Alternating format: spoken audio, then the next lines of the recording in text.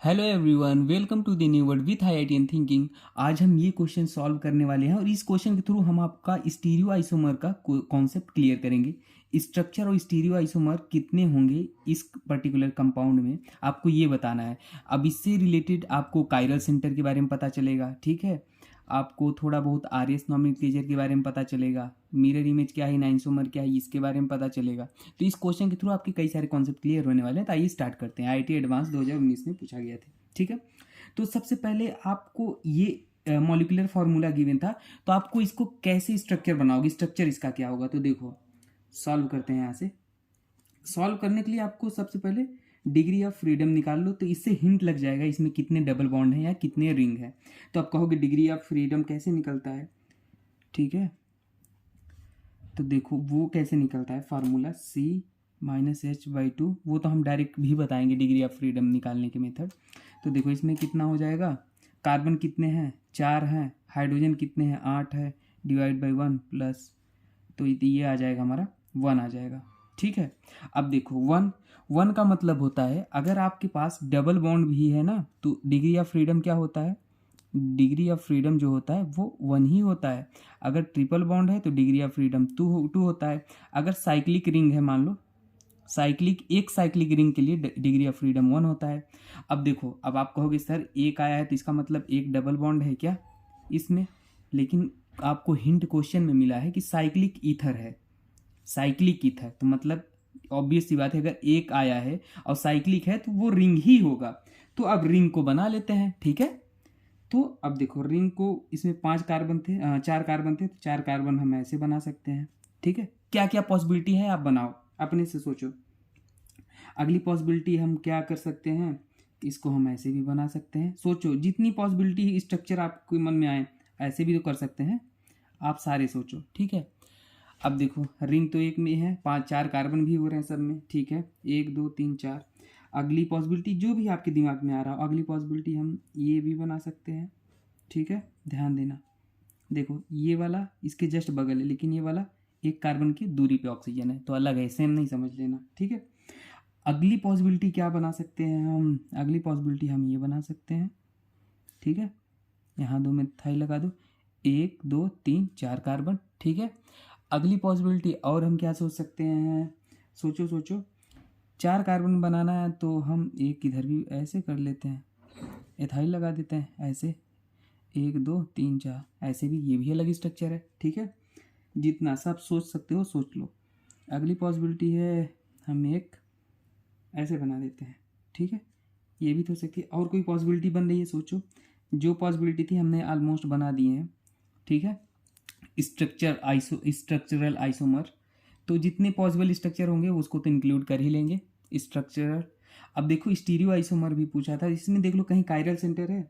अगर chiral centre होगा तो उसमें थोड़ा सा लोचा हो सकता है। एक कायरल सेंटर होगा तो उसके 2 कंसीडर करोगे। जैसे देखो आप कहो, कोई कहेगा कायरल सेंटर ये क्या है सर, तो कायरल सेंटर के बारे में थोड़ा सा आपको आइडिया देते हैं। देखो कायरल सेंटर क्या होता है, बाकी स्टीरियो केमिस्ट्री का भी वीडियो ट्रिक एंड टेक्निक वाले प्लेलिस्ट में होगा, यहाँ पे देख लेना, मैंने अच्छे से बताया है पूरा।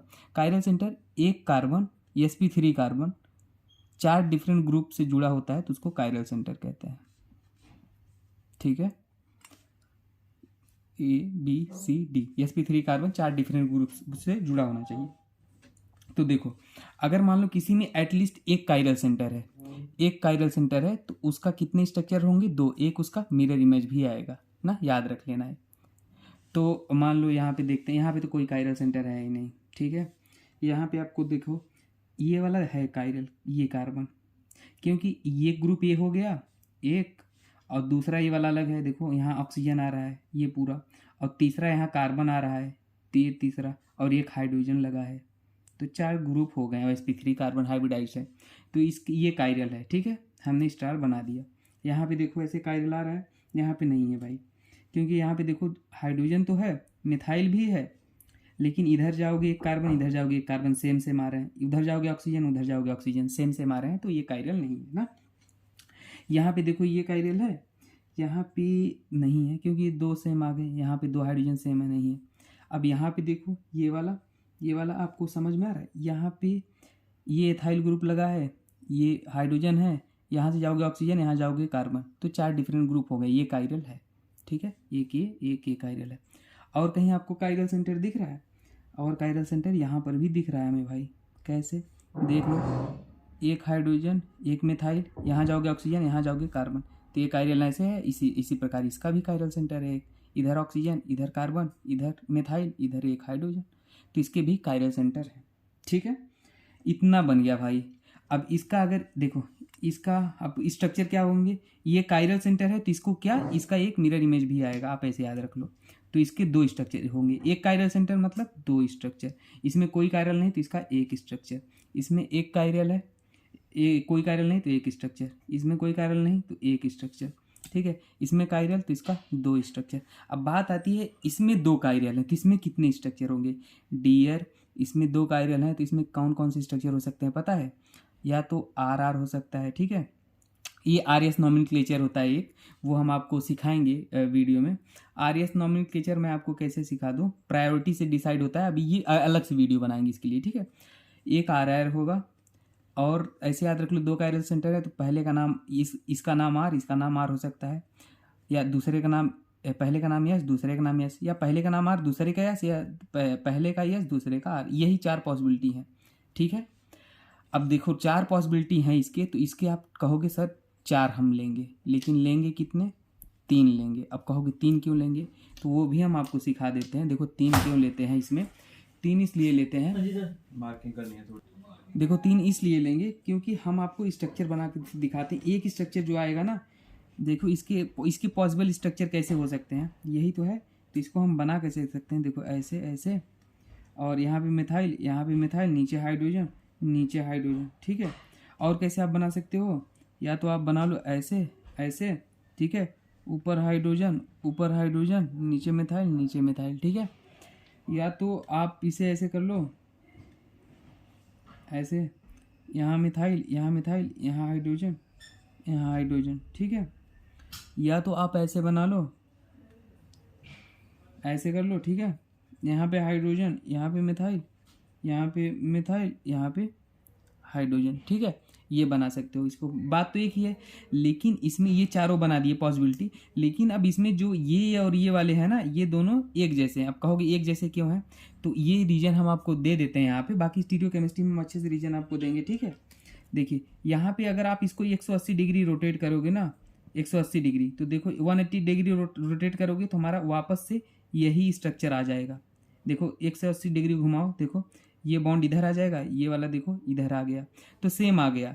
तो 180 डिग्री रोटाने पे स्टीरियो का एक कॉन्सेप्ट होता है कि अगर सेम स्ट्रक्चर आ जाता है ना, सेम ऐसे ही अगला वाला, तो वो आइडेंटिकल माने जाते हैं ना। 180 डिग्री रोटेट करो और गिवन स्ट्रक्चर से अगर मैच कर जाता है तो आइडेंटिकल होता है। ठीक है ना, ये याद रखो। तो इसको हम एक जैसे लेंगे, तो हमारा टोटल कितना कंसिडर किया जाएगा? 3। ठीक है, तो अब काउंट कर लो टोटल कितने स्ट्रक्चर हैं आपके। देखो देखो 1 2 3 4 5 2 7, ठीक है, 7 और 3 इसके आए हैं, ये वाले के 7 3 10। तो हमारे टोटल स्ट्रक्चर आइसोमर कितने आ गए हैं? 10। ठीक है, आप ये आंसर याद रख लेना, टोटल हमारे 10 आ गए हैं स्ट्रक्चर, और स्टीरियो आइसोमर को इंक्लूड करके 10 आ गए हैं। ठीक है, अब देखो स्ट्रक्चर थोड़ा सा हम आपको और चीज़ें सिखाना चाहते हैं, पर ज्योमेट्रिकल आइसोमेरिज्म और ऑप्टिकल आइसोमेरिज्म शायद हमने डाला वीडियो, आप वहाँ पे देख लेना। नहीं डाला होगा तो मैं देखूंगा, मैं इसका अलग से वीडियो बनाऊंगा, बहुत ही बेहतरीन ना, आपकी कोई कॉन्सेप्ट नहीं रुकेगा स्टीरियो केमिस्ट्री से। ठीक है, ओके दोस्तों, मिलते हैं नेक्स्ट वीडियो में, तब तक के लिए थैंक यू।